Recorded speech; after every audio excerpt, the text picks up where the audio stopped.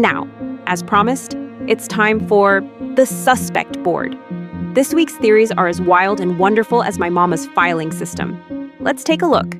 First up, Kathy thinks Elvira took a trip one way, which honestly sounds like the last time I tried a juice cleanse.